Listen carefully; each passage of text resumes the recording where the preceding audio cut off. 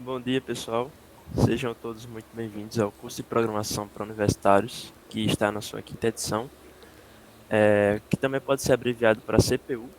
E hoje vamos dar início à nossa primeira aula, onde a gente vai fazer a apresentação do curso e dar a introdução da primeira aula de variáveis. Então, aqui a gente vai fazer nossa apresentação nesse slide, mostrar as aplicações desse curso para a sua vida, tanto prática quanto pessoal, acadêmica, e mostrar as ferramentas que nós vamos utilizar ao decorrer do curso. Então, o CPU ele é organizado pelo PET Computação, que é um programa de educação tutorial que fica localizado no Centro de Informática, que é uma extensão do polo da central da UFPB. E a gente desenvolve pesquisas em três eixos, que é o ensino, a pesquisa e a extensão. E então, o CPU ele fica localizado no ensino e na extensão, onde a gente ensina pessoas de fora do nosso próprio polo. E é isso. Bom dia, pessoal. Esses são os professores do curso de Programação para Universitários. Este é Breno. Bom dia, pessoal. Me chamo Breno, eu faço ciência da computação, estou no quinto período. E já atuei como um estagiário desenvolvedor full stack da empresa 5. E Gabriel. Bom dia, pessoal. Meu nome é Gabriel. Estou no quarto período de ciência da computação, junto com o Breno, e atualmente estou estagiando na Sigma como desenvolvedor full stack. É, Meu nome é Samantha, também faço parte do PET Computação. Estou entre o quinto e sexto período.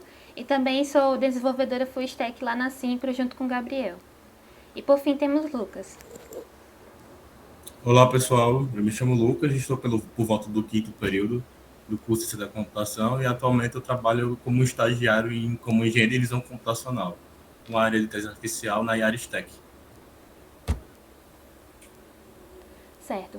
Aí vamos ter aqui uma breve recapitulação sobre como será nosso curso. Como vocês já devem saber, teremos aulas síncronas todas as sextas-feiras, a partir das 8 horas, estendendo até às 10 horas aproximadamente. Todas as aulas que ocorreram na sexta-feira serão gravadas e também iremos disponibilizar o link do vídeo no Classroom, que vamos apresentar em breve. Lá no Classroom vocês vão ter acesso às listas, aos materiais da semana e, como eu tinha dito, os vídeos. Além disso, eventuais avisos que venham a ter. Vocês também estarão livres para tirar dúvidas lá na plataforma. Totalizando assim, teremos em torno de 7 aulas e também teremos algumas listas de exercícios que vamos falar em breve. Pronto.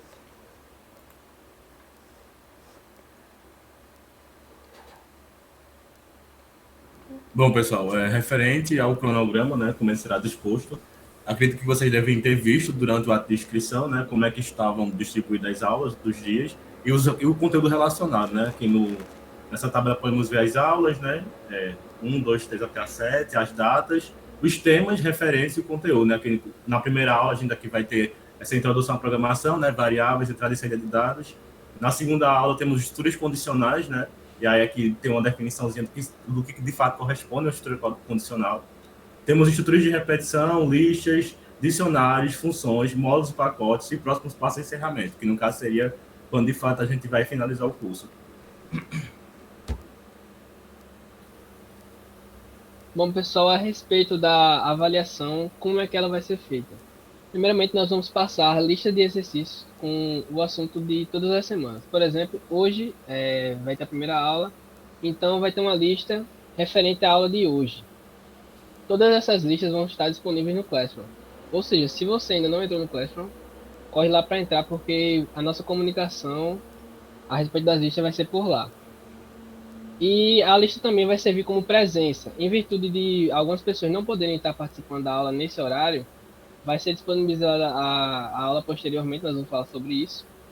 E aí, as nossas listas vão servir como lista de presença também. Ou seja, se você fez a lista 1, a sua presença do dia 1 vai estar contada. E para atingir a certificação, para conseguir, tem que ter 75% da presença. Ou seja, se responder 75% referente às listas, sua certificação vai ser feita.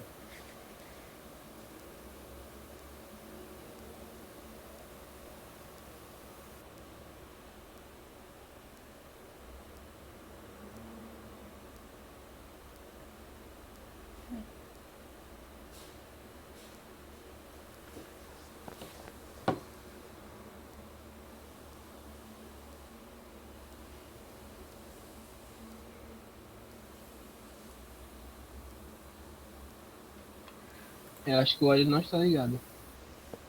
Certo, eu vou apresentar essa parte.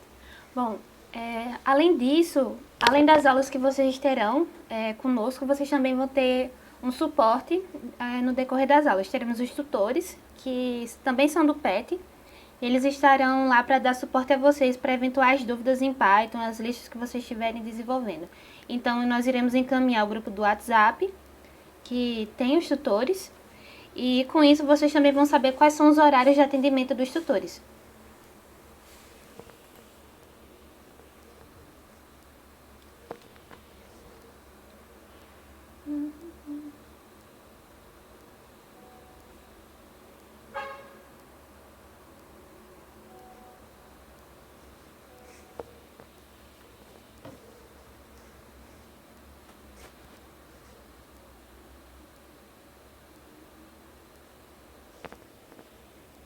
Eu acho que o Wally não está ligado de novo. Ou foi mal, velho? Pera aí, deixa eu voltar então. Para começar, né, a gente pode falar sobre algoritmo. O que é um algoritmo? Ele consiste numa sequência finita de passos para alcançar um determinado objetivo. Então a gente pode pegar como exemplo um algoritmo de um bolo de chocolate. Para a gente poder fazer um bolo, a gente tem alguns passos que a gente tem que seguir. Então, primeiro, receber os ingredientes: 2 xícaras de açúcar, 3 ovos, 250 gramas de margarina e por aí vai. Depois a gente tem o passo 2, que é aquecer o forno a 180 graus. Depois nós temos o passo 3.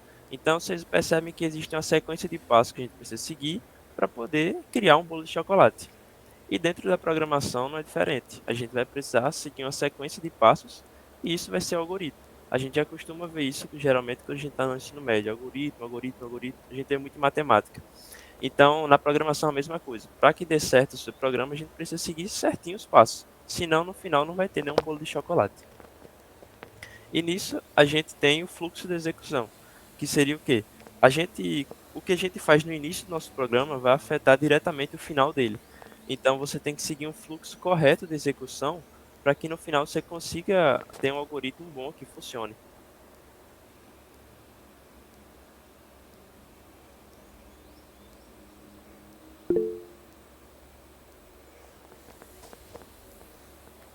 Bom dia, Tainara, pode dizer. Oi, bom dia, gente. Então, eu acho que eu fiz uma besteira. Eu me inscrevi no curso com o e-mail acadêmico, mas lá no Classroom eu tô com o Gmail.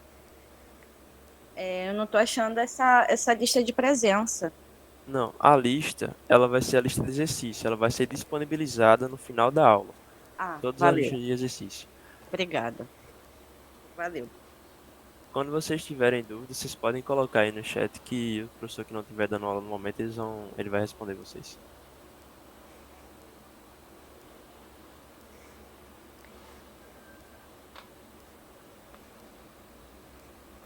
Gabriel, tá sem áudio.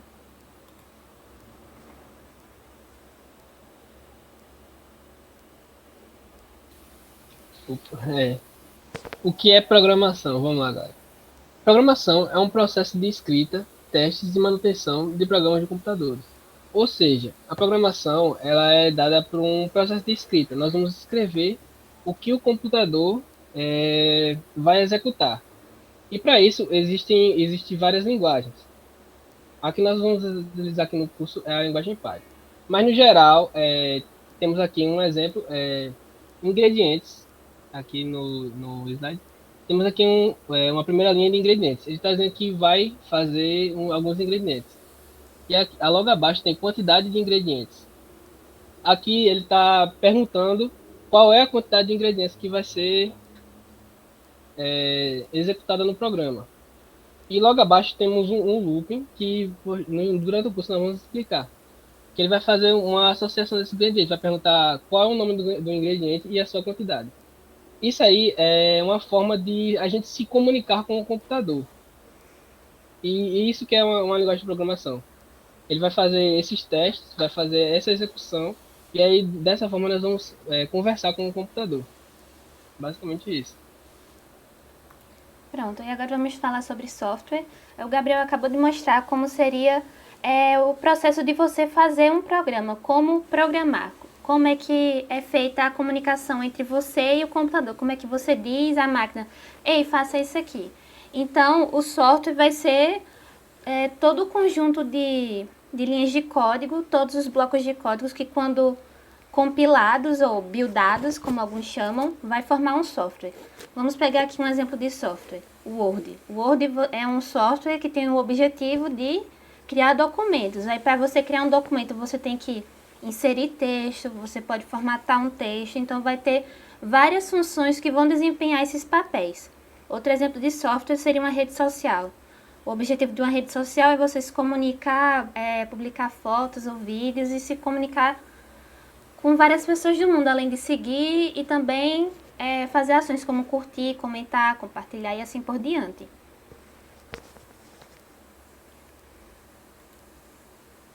Bem, então, como o Gabriel falou, a linguagem que a gente vai aprender aqui no curso vai ser a linguagem Python. Mas por que a gente vai aprender Python? Python, ela é uma linguagem muito simples, muito fácil de aprender, a curva de aprendizado dela é bem baixa, é muito fácil de aprender. Mas por ser fácil, não quer dizer que ela seja simples. Por contrário, ela é muito eficiente, ela é multiplataforma, ela consegue, em apenas uma linguagem, abranger diversas áreas de estudo, de aprendizado. Você pode fazer diversas coisas com essa linguagem, ela é muito versátil, posso dizer assim. Então, acreditamos que seja muito bom para o início do aprendizado. E recentemente saiu uma pesquisa de uma Tech Recruiter que fez. Tech Recruiter, para quem não sabe, é a pessoa que vai contratar desenvolvedores para as empresas. Ela fez uma pesquisa com 1.300 desenvolvedores e, através dessa pesquisa, ela descobriu que Python é a linguagem mais importante de aprender no momento. Então, esse curso espero que seja muito proveitoso através dessa linguagem para vocês. Bom, falando um pouco sobre a linguagem, né? Como foi dito, ela é muito versátil e aí, devido a essa versatilidade, a gente tem algumas áreas que você pode aplicar, né? De fato, essa linguagem, a linguagem Python. Uma delas, no caso, seria a ciência de dados, para manipulação de dados no geral, né? De planilhas, de CSVs, web scraping para poder fazer pesquisas específicas, coletar dados específicos dentro da web, né? Fazer esse scraping. IA, então, assim, acredito que até o próprio ChatGPT, se eu não me engano, ele é escrito em Python. E aí, para quem não conhece o ChatGPT, ele é um grande modelo de processamento de linguagem natural que foi escrito também em Python. E aí também ele compõe essa área de inteligência artificial, né? E também para o próprio desenvolvimento web, com o uso de frameworks como o Django, né? Bom, e aqui temos algumas aplicações que utilizam Python. Temos aqui a famosa Netflix. Todo o serviço de streaming dela para reproduzir os filmes é escrito em Python. Também temos a Uber, que calcula suas operações, como por exemplo tarifa de transporte, localização geográfica, também é feito em Python. E o famoso Instagram utiliza o Django, como o Lucas falou, que é uma ferramenta que também utiliza Python. Então, fica aí algumas ferramentas que utilizam Python. Pronto. Aí a seguir vamos falar um pouco sobre as ferramentas que vamos utilizar durante o curso. Como vocês já sabem, as aulas síncronas ocorrerão pelo Google Meet, que é esse daqui. A comunicação principal e disponibilização de materiais ocorrerá pelo Google Classroom. Comunicação entre vocês de uma forma mais assim descontraída pelo WhatsApp. E por fim, o ambiente de desenvolvimento Colab, que é esse último ícone aqui. Eu vou mostrar rapidamente aqui como é que o Colab é. Só um instante.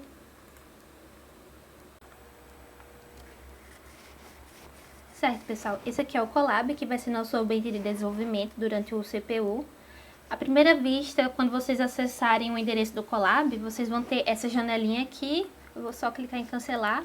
Então, essa é a visão que a gente vai ter. Ele é basicamente um caderno, ele tem essa proposta de ser um caderno, que a gente vai ter células de texto e células de código que serão executáveis.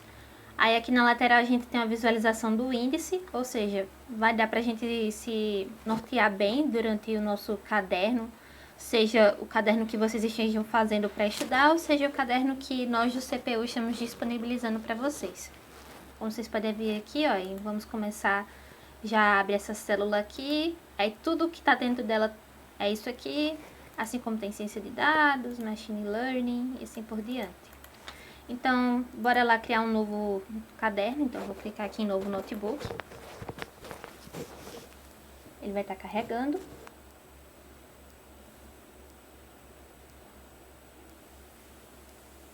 Certo, pronto. Aí quando a gente cria um novo caderno, ele tem essa cara aqui.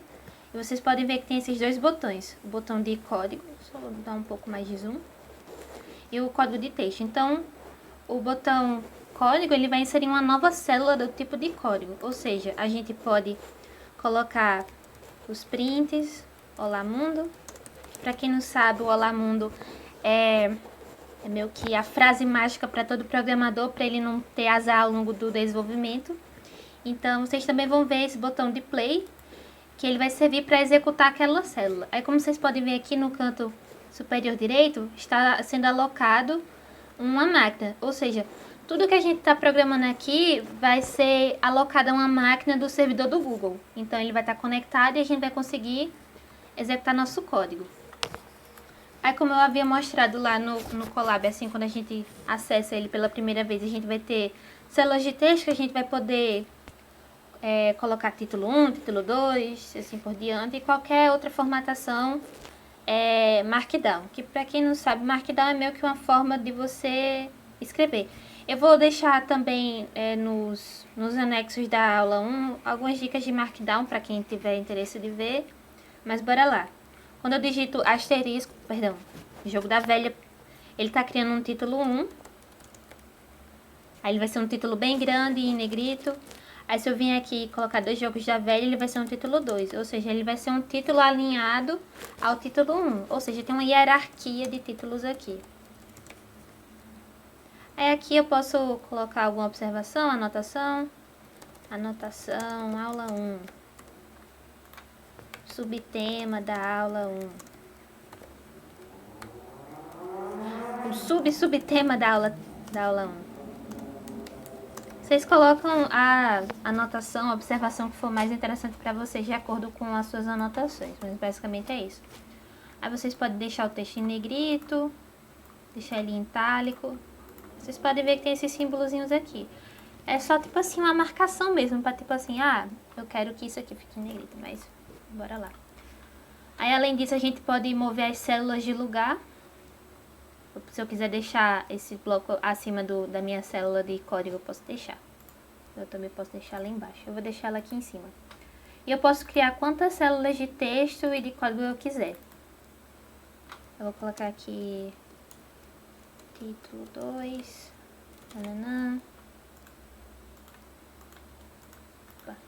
E agora eu vou colocar mais um texto de código. Vou colocar aqui umas variáveis, 3. Recebe A mais 2. Print A. Aí eu executo aqui de novo. E assim vai. Aí uma coisa interessante também é que você criando uma primeira célula e tendo assim suas variáveis, eu crio aqui a variável B nessa primeira célula. Ela fica armazenada aqui. Aí se eu quiser acessar ela aqui nessa outra célula, eu posso fazer isso. Então eu vou fazer aqui A recebe B mais A. Aí eu vou printar. Aí vocês podem ver que o valor de A vai alterar. Então, tudo que eu fizer de célula e executar, elas vão poder se comunicar entre si. Mas lembrando que é interessante a gente ficar executando na ordem que elas foram criadas, porque senão vai dar errado. Beleza? Aí aqui, como eu havia mostrado, tem o índice das anotações que a gente faz, então fica fácil da gente se nortear pelas anotações que a gente faz. A gente pode localizar alguma palavra e substituir. Ó, tá vendo que ele encontrou aula. Deixa eu colocar título, ele também vai encontrar todas as ocorrências dessa palavra. Se eu quiser substituir, eu posso colocar alguma coisa. Vamos lá. Aí eu vou em substituir, ele substituiu aí se eu quiser substituir de novo eu posso. Enfim, é um atalho para você substituir palavras rapidamente. E aqui nesse ícone da pastinha a gente pode fazer upload de arquivos, que a gente pode manipular posteriormente, seja um arquivo TXT, seja uma planilha, assim por diante. Aí a gente pode fazer upload de arquivos que estão no nosso Google Drive, ou então arquivos locais da nossa máquina. E vocês vão ter uma aula especial sobre isso aqui no decorrer do curso. Mas só dando assim um lembrete, sempre que a gente faz upload e fechar o caderno, ele vai sumir, então a gente vai ter que sempre fazer upload novamente da pasta. Ele vai dar um avisozinho aqui.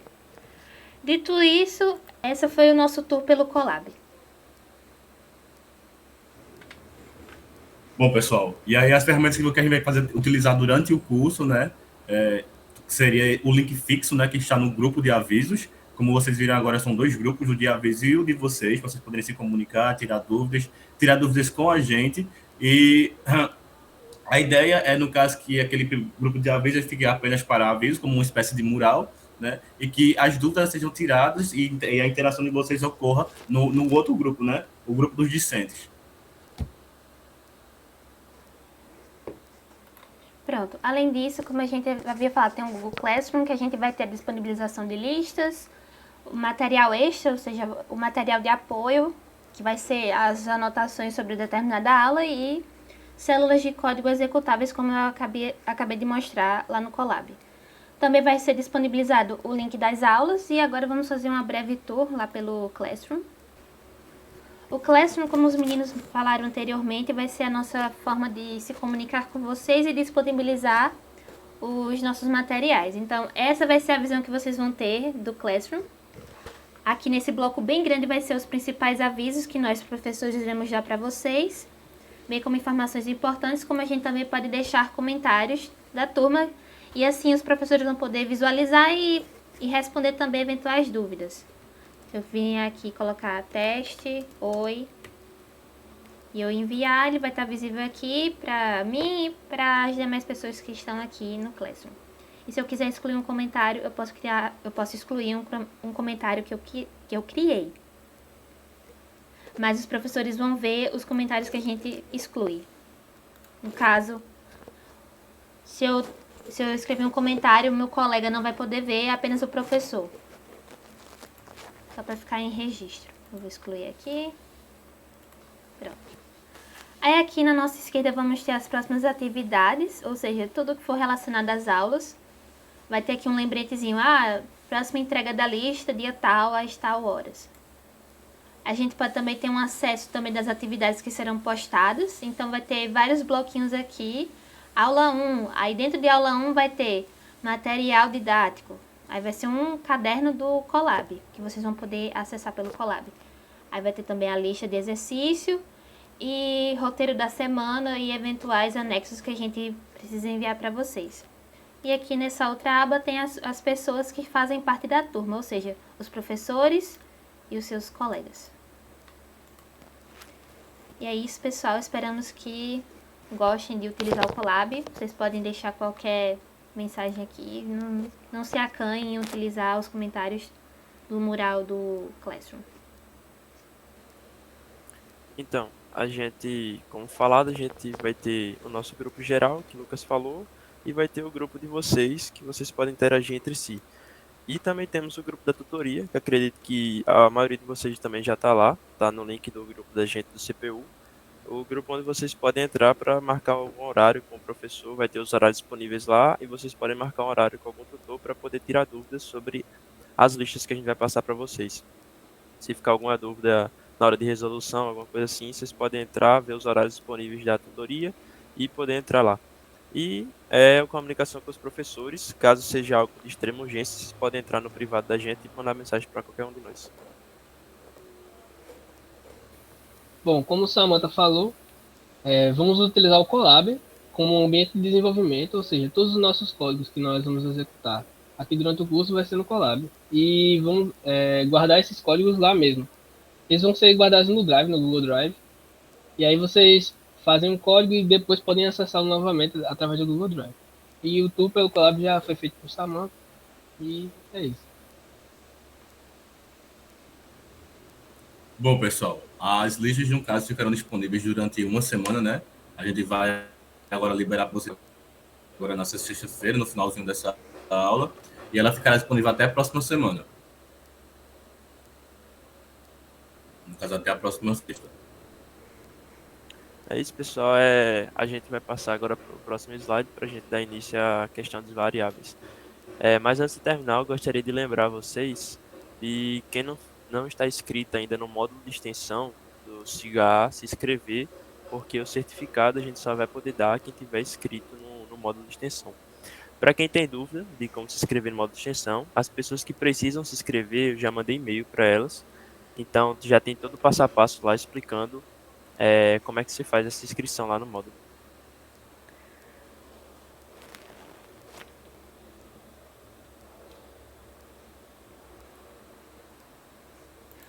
Certo, vamos dar continuidade à nossa aula. Hoje vamos aprender também sobre variáveis. Pode passar.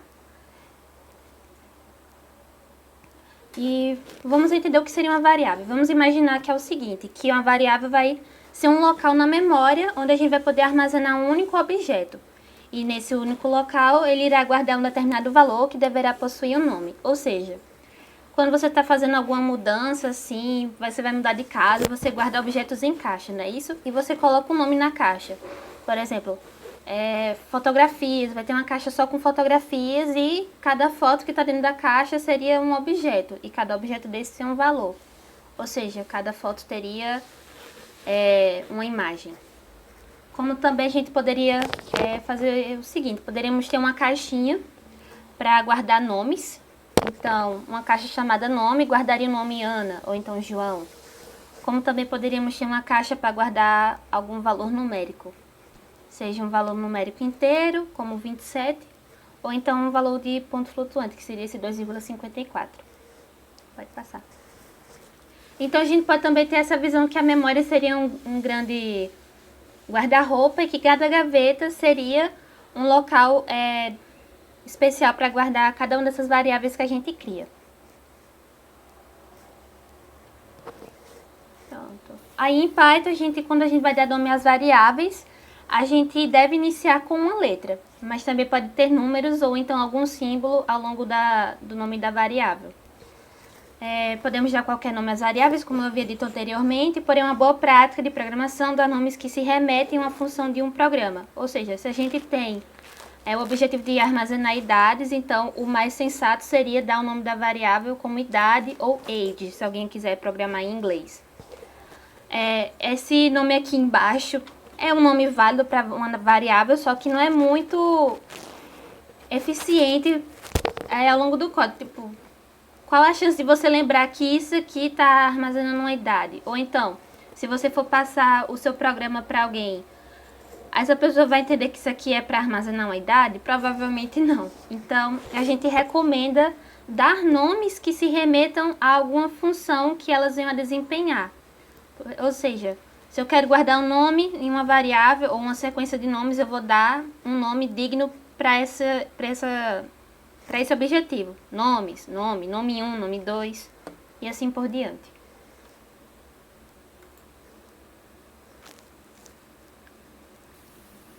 Bom, aqui temos alguns exemplos do que seria válido como variável.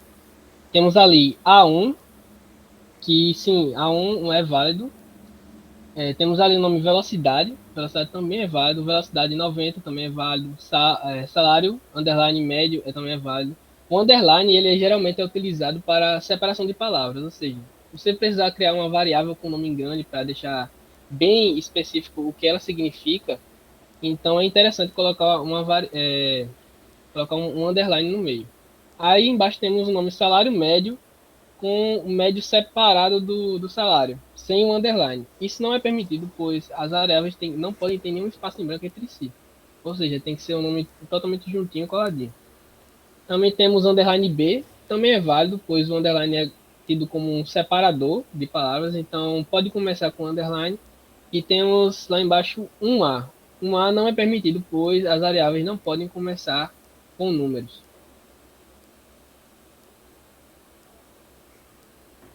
Dentro da linguagem Python, existem alguns símbolos que eles são reservados para algumas funções específicas. Aí o que a gente vai ver agora seria o operador de atribuição, né? Para armazenar algo em uma variável, sempre utilizamos o símbolo de igual, né? Como atribuição. Entre o nome da variável e o valor que queremos armazenar. Como foi dito agora anteriormente, em relação à idade, se você colocaria a palavra idade igual, que é o operador de atribuição, e colocaria, por exemplo, o valor 22. Você estaria guardando esse valor 22 dentro dessa variável através do operador de atribuição igual. No código, a gente tem esse exemplo aqui, que A, no caso, está sendo atribuído a um valor a A, o valor 4, né? E está sendo atribuído ao valor B, 3.4, que no caso seria um float. Está sendo atribuído a C através desse operador, né, de igualdade 298. Então, você pode guardar também valores negativos, até porque a função desse símbolo, de fato, é apenas indicar que você está querendo guardar algum valor dentro de uma variável. E aí, então, você também pode guardar números negativos, enfim, strings, chars, etc. E aí, Então a gente chega nos tipos de variáveis que a gente pode ter.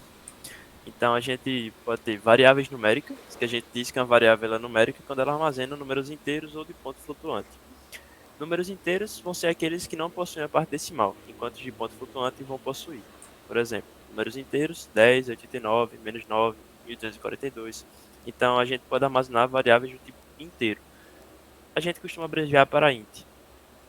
E a gente também pode armazenar ponto flutuante, que no caso a gente não usa vírgula, a gente usa o ponto.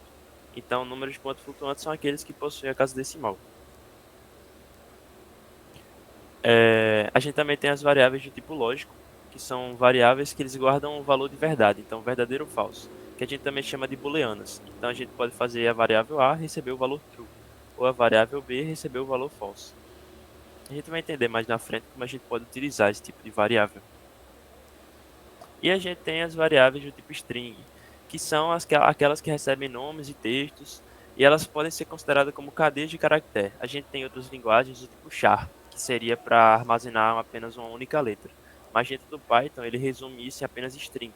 Então, dentro da string, do tipo string, você pode armazenar, por exemplo, uma frase, como está escrito aí. O dia está lindo.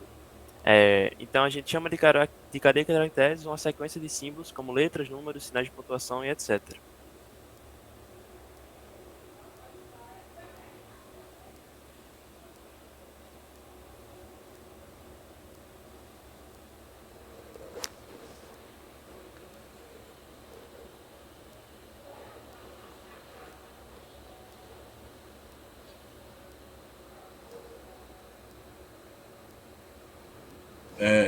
Existe algumas formas de a gente representar uma string, né? Boa parte das vezes a gente vai fazer esse uso de aspas duplas. E aí uma string é reconhecida através das aspas, que são colocadas no início e no fim da sequência de caractere, a fim de realizar a sua demarcação.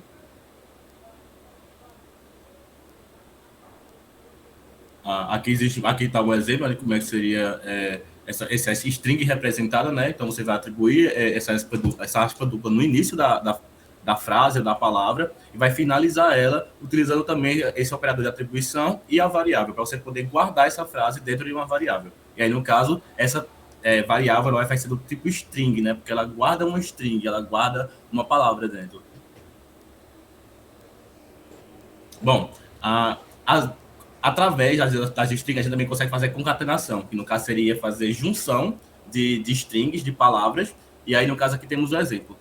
Concatenar significa juntar dos strings, então a gente vai utilizar um símbolo aditivo. Então seria como se eu estivesse somando 2 em 1, mas aí no caso vai ser como aquela brincadeira, você não vai estar somando para dar 3, você está somando para poder dar 21. No caso, quando você soma strings, você está juntando essas strings. Então se você está afim de querer juntar A, B com C, você vai utilizar esse símbolo mais, o símbolo aditivo, e ele vai conseguir juntar em uma única frase. Sim, no caso, as strings podem ter sim espaçamento entre as palavras. Porque a ideia é que você consiga guardar uma frase. E aí uma frase, para ela poder ser estruturada, ela precisa, de fato, ter esses espaços para poder, enfim, dispor de semântica e, de fato, ter um sentido, né? Então, aspas simples também funcionam, mas a gente vai fazer esse uso, né? Essa convenção de sempre fazer esse uso inicial, essas aspas duplas. Mas há a possibilidade, sim, de utilizar aspas simples, de utilizar f-string, mas a gente vai falar um pouco disso mais na frente. A gente pode fazer também essa concatenação, né, fazendo uso do print, né, como foi apresentado anteriormente, né, o print tem essa função de apresentar algo que está dentro da função, e aí vocês vão posteriormente saber que, no caso, esse print é uma função interna do Python, você faz essa chamada dela, e aí você pode fazer essa concatenação e já apresentar diretamente. Então, você tem A, B mais C, você passa dentro dessa função, você consegue printar ela instantaneamente. Em relação ao fatiamento de strings, a gente vai ver profundamente essa parte quando a gente for ver arrays, né? No caso, listas no geral. Mas assim, a gente agora vai apresentar para vocês mais ou menos como é que ocorre essa questão do armazenamento dessa string. A string, no final, ela basicamente poderia ser interpretada como uma lista, e aí vocês vão posteriormente saber o que é uma lista, mas aqui temos esse exemplo de uma espécie de tabela. Essa tabelazinha possui um índice e possui o conteúdo. Então, se você gostaria de guardar a palavra, por exemplo, carro, ficaria C na posição 0, A na posição 1, R na posição 2, e R na posição 3 e O na posição 4, entendeu? Então, no caso, você poderia interpretar também uma string como uma lista, né? Que no caso vai dispor de um índice. Então, cada letra vai dispor de um índice. Então, a primeira letra que está no string, ela vai corresponder ao índice 0.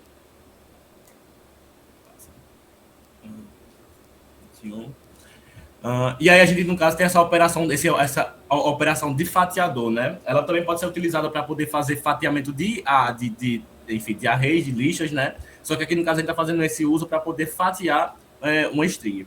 Então, string slicing, aí aqui você pode pegar esse índice de maneira positiva. Então, se for positivo, o F vai corresponder a 0, A vai corresponder a 1. Porém, se for negativo, vai ser o inverso, só que no caso vai ser com números negativos. Então, como o tamanho dessa string é 4 e você está querendo pegar um valor negativo dele, então o menos 4 vai representar esse F, o menos 3 vai representar esse A, o menos 2 vai representar o C e o menos 1 vai representar o E, né?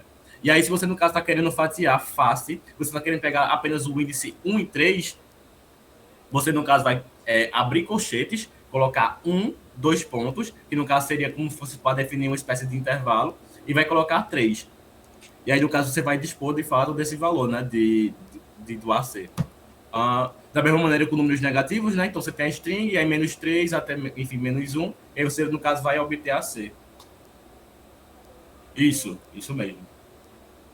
Vai dar o final para o começo. Isso. E aí, no caso, você pode pegar o tamanho dessa string para poder, de fato, conseguir trabalhar com ele de maneira de trás para frente, né? Isso. A formatação de string. Tá. Formatação de string. É uma forma de juntar variáveis de outros tipos com o string para formar uma única mensagem. Então, isso aqui foi o que eu falei para você sobre f-string. Então, basicamente, isso aqui é um f-string, né? Você vai colocar esse f inicialmente, vai abrir essas aspas e vai abrir posteriormente chaves e colocar essa variável dentro. Então, explicando melhor. Então, tem que... Não, volta o outro slide para poder falar um pouco mais. Pronto. E aí, no caso aqui, idade, essa variável idade, você vai querer incluir essa idade de maneira automática ou automatizada.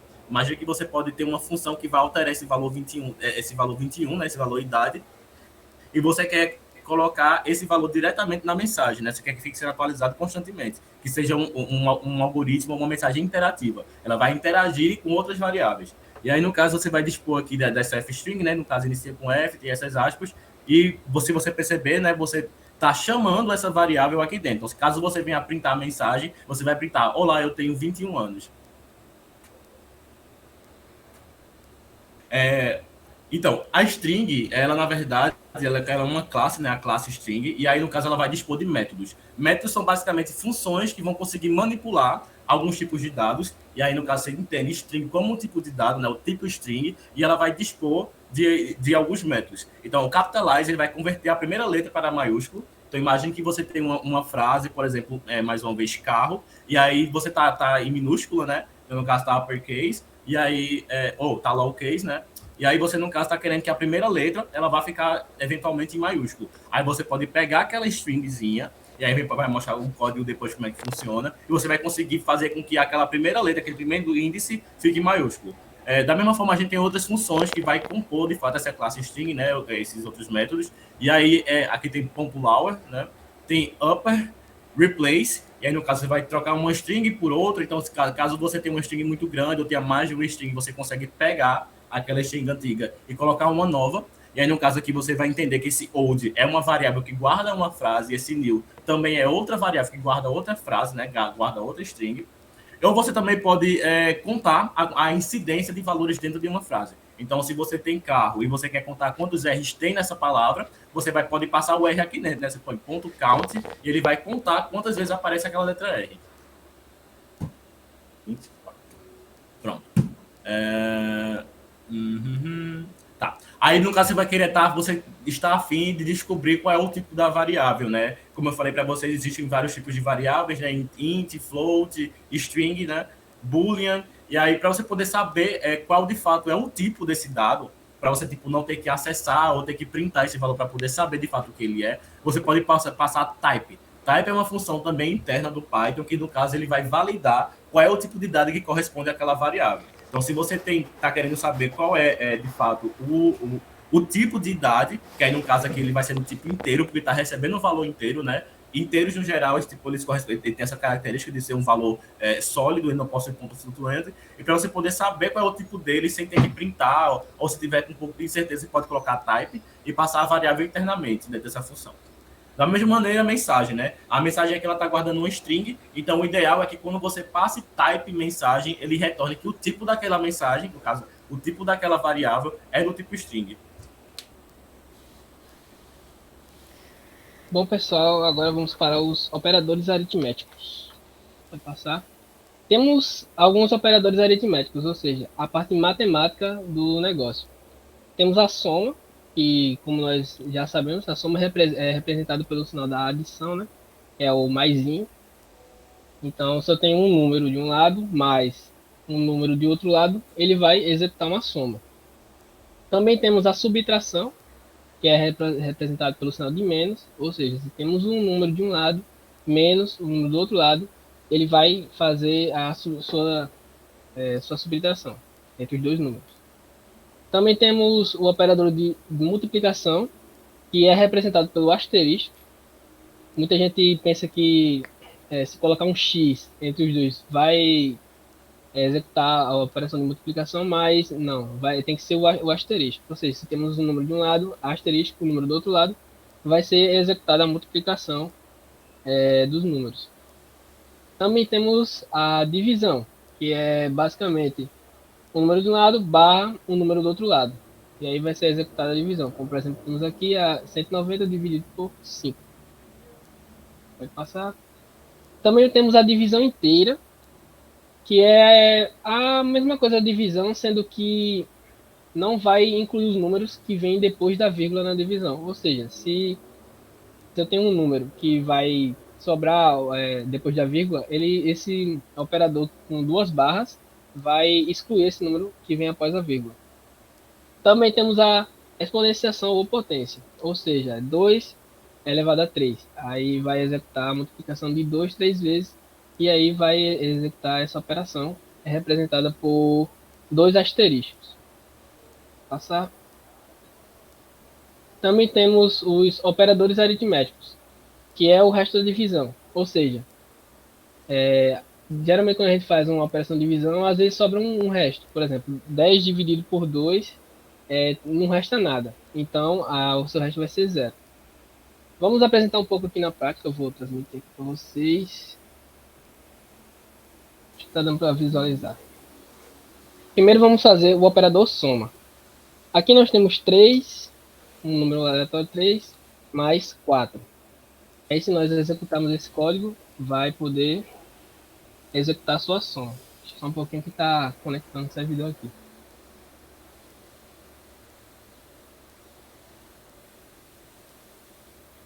Na primeira puxada de código assim ele demora um pouquinho, mas depois vai sendo mais rápido.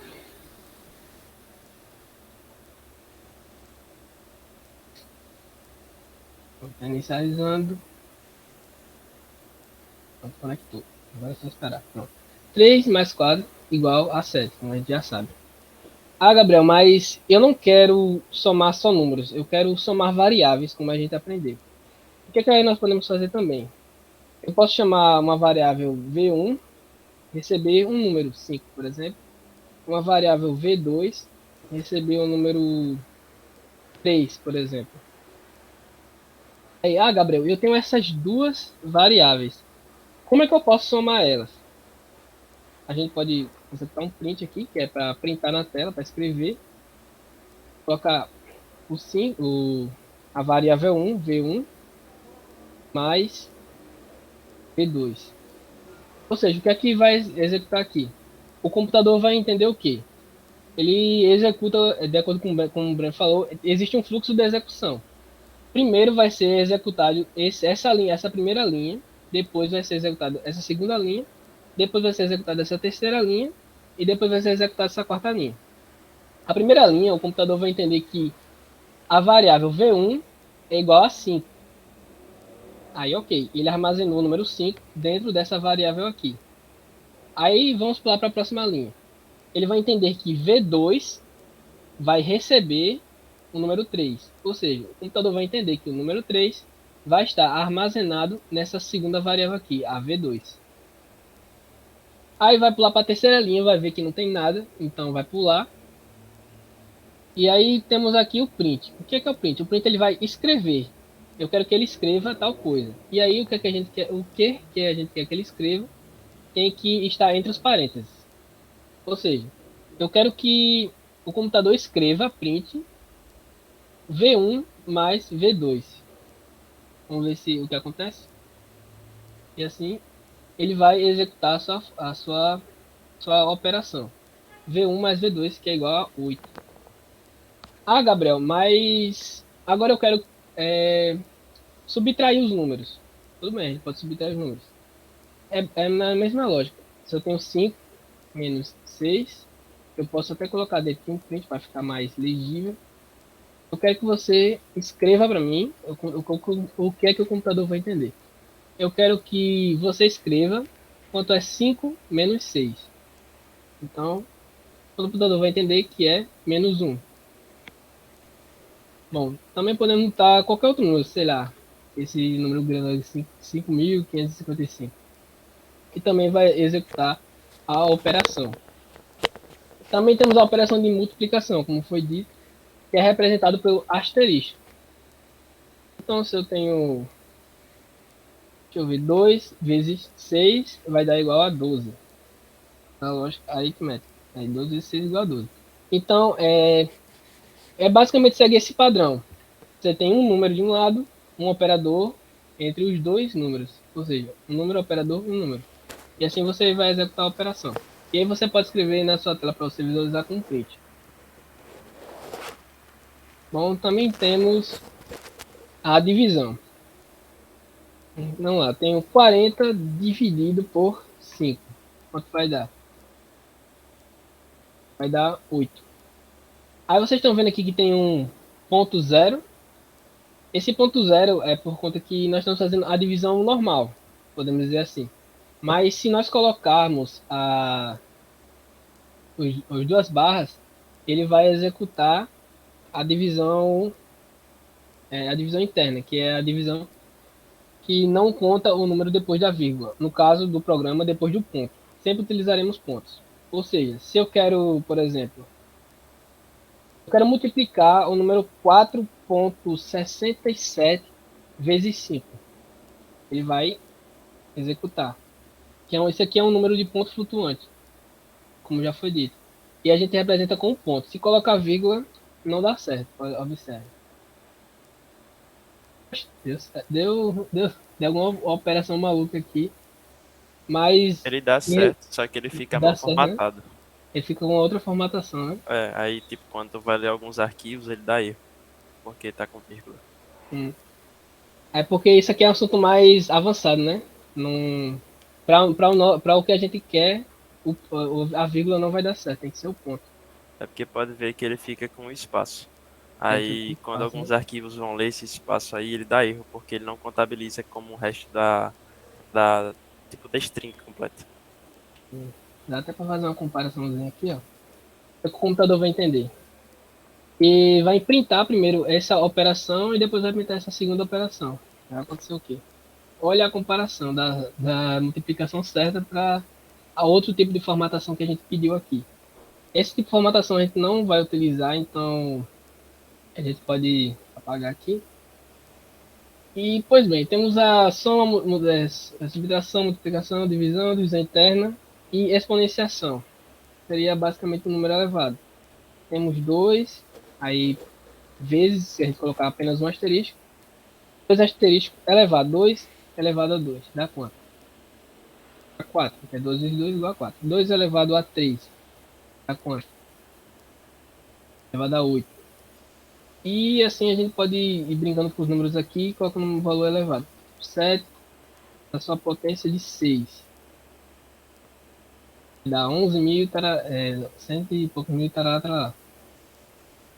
Bom, também temos o resto da divisão. Ou seja, nós temos o número 10, aí nós usamos a porcentagem, que vai representar o que, é que o computador vai entender. Eu quero que você escreva, pedir para o computador, escreva 10 mod 2, que é o resto da divisão entre 10 e 2. Vai ser 0. Se a gente pegar o número 10 e dividir por 2, vai ver que o resto é 0 no papel, né? Mas se a gente pegar, por exemplo, o número 11, o que, é que vai acontecer? Vai executar, e aí vai ver que sobrou o resto 1. E ele não vai fazer aquela contagem de vírgula, etc. E vai apenas dizer o resto da sua divisão. Bom, então, operadores é basicamente isso. Também é possível fazer a união de operadores, mas a gente vai falar isso mais pra frente. Que é, por exemplo, você pega um 2. Deixa eu ver aqui. Não, deixa eu fazer. A atribuição de variáveis, no caso.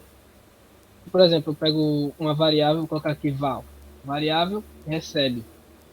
A gente também pode fazer uma variável receber um número. Por exemplo, 3 vezes 4. Receber uma operação.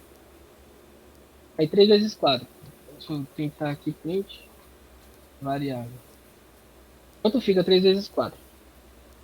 Aí, como eu escrevi para a variável ser pintada, vai ficar 12.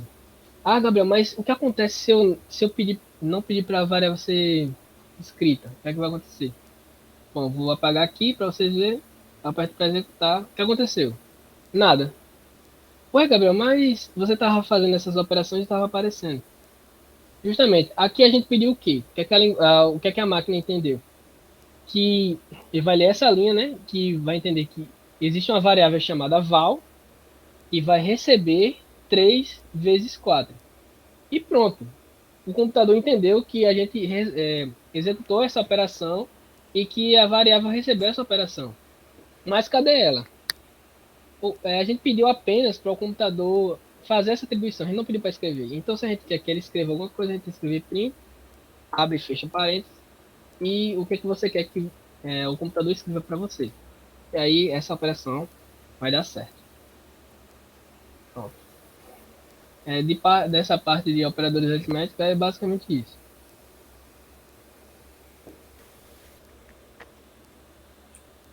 Bem, dentro das operações a gente tem as precedências, como a gente também tem na matemática. Então, em primeiro lugar, quando a gente tem uma expressão, uma conta, a gente em primeiro lugar vai executar, a gente não, o sistema ele vai executar a potenciação primeiro. Depois a multiplicação e a divisão, todas. Depois a adição e a subtração. Então, como seria isso na prática? A gente vê que os parentes eles podem alterar a ordem de precedência. Por exemplo, nessa conta aqui, a gente, se não tivesse os parentes, primeiro seria executado o menos 4 vezes 8. E depois seria subtraído por 10. Mas como a gente tem os parentes aqui, ele vai ser executado primeiro 10 menos 4. No caso, o que seria de última precedência ficou em primeiro. Aqui também da mesma forma. Vai ser executado primeiro a soma, depois a divisão. Então, se você perceber, se a gente não coloca os parentes, a conta ela muda o resultado. Porque primeiro seria executado o 10 dividido por 2, que daria 5, e depois somado mais 3, que daria 8. Mas dessa forma aqui vai ser 5, e aqui vai ficar 10. Então vai ficar 10 dividido por 5, então daria 2. Então você pode ver que os parentes ele vai alterar a ordem e o resultado. E as variáveis, como o Gabriel explicou ali, com o exemplo do val, a gente pode fazer as variáveis receberem as operações. Então você não precisa já colocar a operação em si, mas você pode guardar a operação que você está fazendo aqui dentro de uma variável e, novamente, usando nomes que você vai poder lembrar, nomes sugestivos. A gente sabe que a variável média está guardando a média de alguma coisa aqui, pode ser a média de uma nota de um aluno, por exemplo. Então você não precisa necessariamente usar a variável nesse momento. Você pode guardar só o valor, como o Gabriel falou lá na frente, e não fazer nada com o valor que você guardou aqui. Ou só usar lá para frente. Então aqui a gente pode ver também nessa expressão aqui, que existe mais de um parênteses mudando a ordem de precedência. Então, além de mudar a ordem que a gente tem que executar isso aqui primeiro e depois isso aqui, ele está alterando mais ainda, botando outro parênteses geral aqui, informando que a gente vai executar primeiro tudo isso, só para depois dividir por 10. Então, além disso, a gente pode também guardar dentro da variável outra variável que possui um valor. Então a gente sabe aqui que essa variável valor guarda essa conta aqui que vai dar um resultado. E a gente sabe que se atribuir essa variável dentro dessa, ela vai guardar o 3 vezes esse valor aqui e vai guardar o resultado dentro dessa outra variável. Então, de forma resumida, o que é que a gente pode pensar? Que as variáveis são caixas. Então, cada caixa vai ter, por exemplo, essa daqui, a variável que se chama idade, que é do tipo inteiro, que guarda um número 23.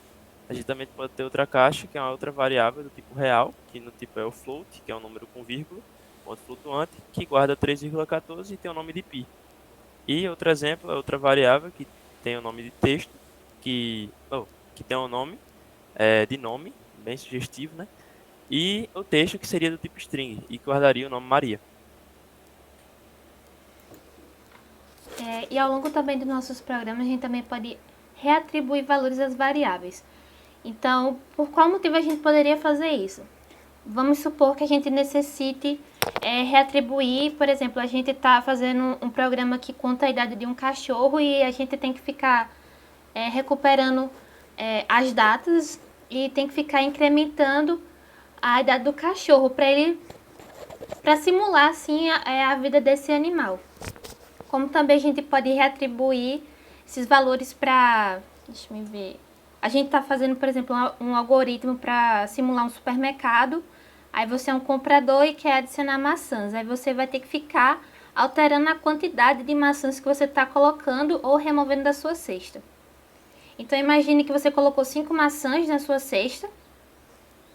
E depois você adicionou mais 2, então X deixou de ser 5 e passou a ser a 7. Como a gente viu também no exemplo que Gabriel mostrou, a gente tinha a variável chamada val e ela recebia a operação de 3 vezes 4 e ela passou a ser 12, mas se a gente quisesse pegar aquele 12 e somar mais 1, ou subtrair, multiplicar e coisas, demais operações, ela também será alterada. Aí dando assim mais um exemplo assim do mercadinho, você pode ter o preço que você tem lá. Tem um total das suas compras. Aí estava iniciada como 0. Mas aí se você pegar 0 mais 10, vai incrementar 10. Ou seja, o preço vai deixar de ser 0, vai passar a ser 0 mais 10. Aí se ele está igual a 10 e eu colocar preço recebe ele mesmo mais 2, vai ser 10 mais 2, que vai dar 12. Aí aqui vocês podem ver que tem um jeito diferente de você fazer essa mesma operação. Que é quando a gente pega uma mesma variável, recebe ela mesma mais alguma coisa. A gente pode fazer a variável mais igual o valor que a gente quer incrementar ou decrementar, como tem nesse outro exemplo aqui. Bom, agora a gente vai ver uma parte que é referente à entrada de dados, né? Como é que a gente vai conseguir guardar valores dentro de uma variável, como é que a gente vai conseguir manipular esses dados, né? Essas entradas. Aqui eu vou mostrar para vocês um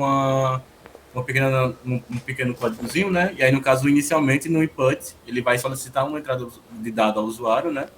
Aí o formato da função você vai colocar o nome da variável, vai colocar o input e vai colocar a mensagem.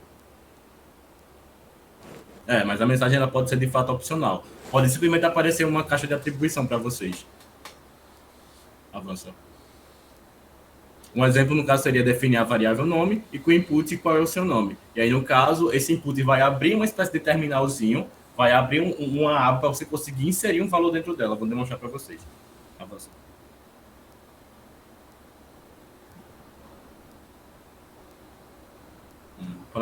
E aí, no caso, quando você for, por exemplo, fazer o uso desse input, você em alguns momentos vai querer converter esses dados. Todo dado que você inserir através do input, sem especificar qual é a conversão dele, ele vai compreender como uma string. E aí, isso posteriormente vai ser um problema. E eu vou mostrar para vocês o que vai ser um problema. Ou do tipo float, que no caso seria a conversão de dados. A demonstração de como funciona esse input, né, esse input. Aí você pode definir uma variável, por exemplo, se você nome. Aí você pode só colocar de fato o input, né? E vai conseguir funcionar. Aí posso rodar essa célula.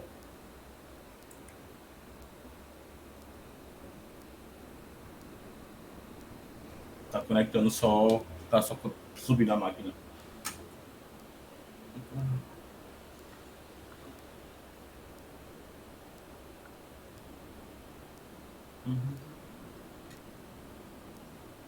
Normalmente ele tem um pouco de dificuldade no início para poder conectar, mas depois é bem rápido, viu, gente? Pronto, ó, como eu falei para vocês, quando você coloca esse input, ele vai esperar que você insira alguma coisa dentro desse nome, sabe? Vai aparecer esse terminalzinho aqui, você consegue digitar alguma mensagem, tá vendo? Eu vou colocar o meu nome. E aí agora o interessante é que você tente verificar, por exemplo, você tentou aqui, atribuiu, através desse input, o nome Lucas dentro dessa variável. Para você poder verificar isso, você pode fazer assim, ó, nome. E aí você consegue, de fato, tipo, coletar, você consegue, no caso, pegar novamente esse valor que você atribuiu anteriormente.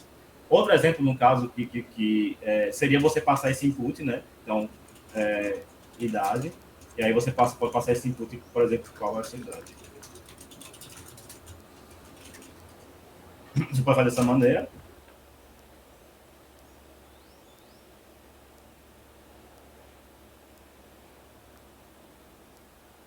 Lucas, eu acho que você ficou mutado. Ah, cortou muito. Cortou muito. Tá. É interessante que você, em alguns casos, você tem uma mensagenzinha que acompanha esse input, né? Que acompanha, no caso, esse terminalzinho que há para você conseguir inserir uma mensagem. Então, qual é a sua idade? Você pode colocar, por exemplo, aqui 25. É que eu posso agora printar essa idade. Mas veja uma coisa. Se você tentar verificar agora qual é o tipo de dado de idade, ele está como um string. E o que é que implica isso? Por exemplo, se você está querendo fazer a soma de dois números e você quer fazer isso através de um input, você quer colocar um valor e depois você quer colocar outro, sem ter que escrever diretamente. Quando você faz isso, você está atribuindo dentro da variável uma string. E quando você soma uma string, como mostrei anteriormente, você não soma 1 mais 1 para dar 2, você concatena. Então, no caso, viraria 11. E aí, um exemplo disso, por exemplo, a casa aqui, no caso, seria tipo laranja. E aí, input.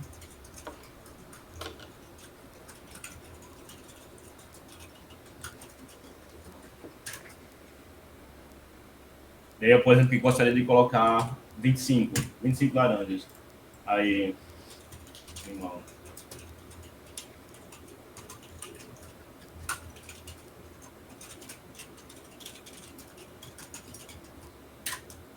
E aí, por exemplo, eu gostaria de colocar, sei lá, 10. Só que aí, como a gente ensinou, você poderia, de fato, somar esses dois valores, né? Se eu printar aqui agora, ó, print laranja.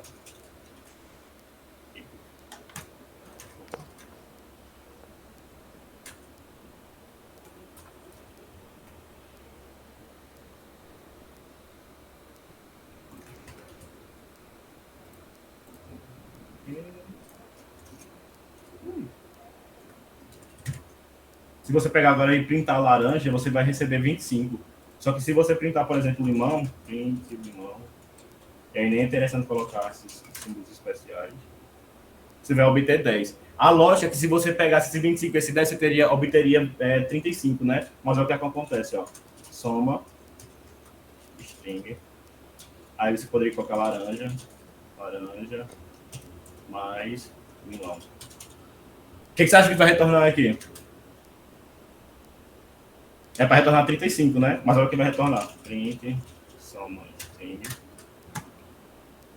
25, 10. Para você poder, em alguns momentos, para você, quando você quer que as entradas elas sejam do tipo inteiro ou tipo float, você tem que fazer uma conversão de dados. Então, no caso, você poderia fazer dado de tal qual estava no slide. Aí, no caso, ficaria, por exemplo, corrigindo seria laranja, limão. E, no caso, você vai converter essa idade. Ou converter essa entrada.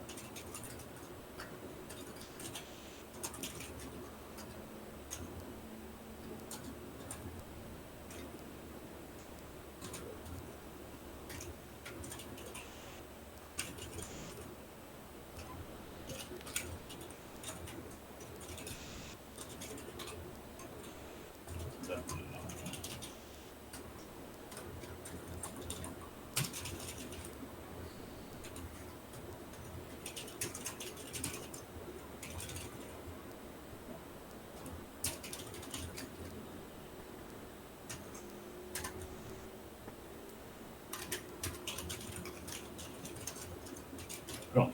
E como eu falei para vocês, quando você dá uma entrada através daquele terminal que você vai atribuir aquela entrada à variável, ela vai entrar como string.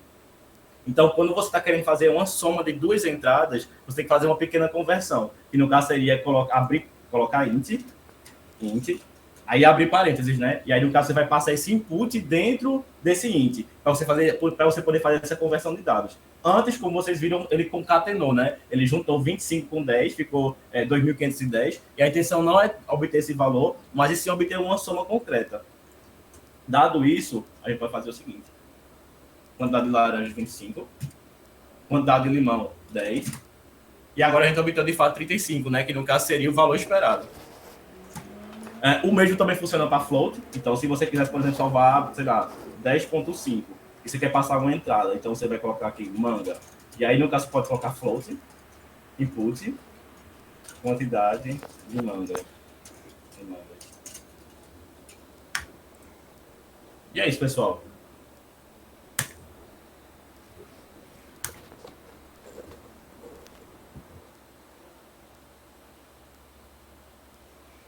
Então, como o Lucas informou sobre a entrada de dados, a gente tem a nossa saída, que é como foi explicado já, como já vem sendo utilizado. A gente tem o nome Cláudia, que é um string, uma idade recebe 36 e um peso recebe 65.2. Então, quando a gente quer mostrar isso na tela, a gente usa a função print, abre parênteses e bota a variável que você quer mostrar. Então, aqui a gente botou o nome, vírgula, idade, vírgula, peso. Então, quando o sistema receber isso aqui, a gente vai informar na tela Cláudia 3665.2. Então, nos exercícios vai ser muito comum que a gente mande você escreva ou imprima. Quando a gente falar isso nos exercícios, quer dizer que a gente vai querer que vocês usem a função print, para que vocês mostrem para a gente algo na tela. E é isso, pessoal. Aqui a gente encerra. Não sei se o Lucas vai querer mostrar mais alguma coisa do Colab, mas a gente encerra a nossa primeira aula por aqui.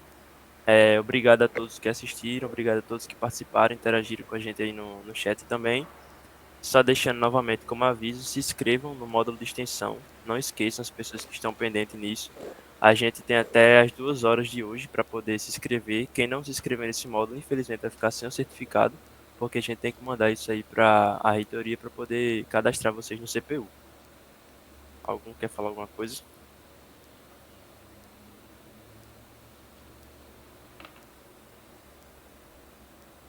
Perguntaram aqui sobre a disponibilização dos slides. Não, a gente não disponibiliza os slides. A gente vai disponibilizar um material didático que vai ser feito no Colab. E vai ser bem semelhante aos exemplos que tem nos slides. Então, vai ser um monte de bloco de texto explicando bem minuciosamente o que é uma variável, como é que se faz a atribuição, como é que é a entrada e saída, e assim por diante. E vai ter as células executáveis que vocês vão poder executar no computador de vocês quando vocês acessarem esse material que vai estar lá no Google Classroom. Diogo, em relação a se inscrever no módulo, a gente mandou um e-mail informando, tem os prints, tudinho lá, o passo a passo de como você deve fazer. Se você não recebeu esse e-mail, é porque você não está precisando, entendeu?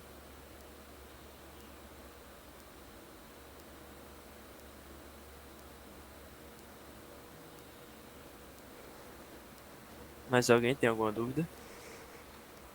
Ainda hoje a gente vai disponibilizar a primeira lista, que é para ser entregue até a aula da semana que vem, até as 8 horas da semana que vem, e também a aula que foi gravada hoje. Novamente, as aulas não são necessárias presença, quem não puder vir, mas a presença vai ser contabilizada pelas listas. Não, não é no Siga Eventos, é pelo próprio Siga A. Você vai se cadastrar pelo próprio Siga A. No e-mail tem o passo a passo. Aí se você não conseguir, você pode clicar lá em recuperar a senha, se não me engano.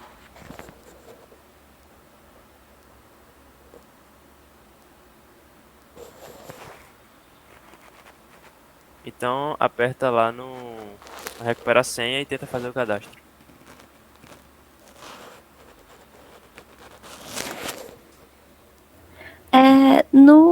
No e-mail,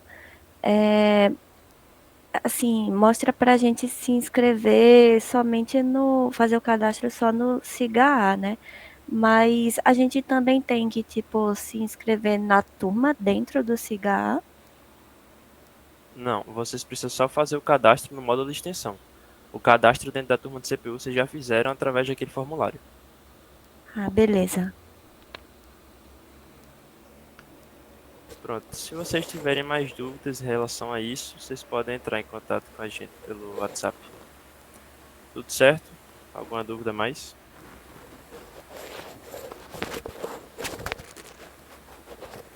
Então é isso, pessoal. Encerramos a primeira aula por aqui. Obrigado a todos que vieram.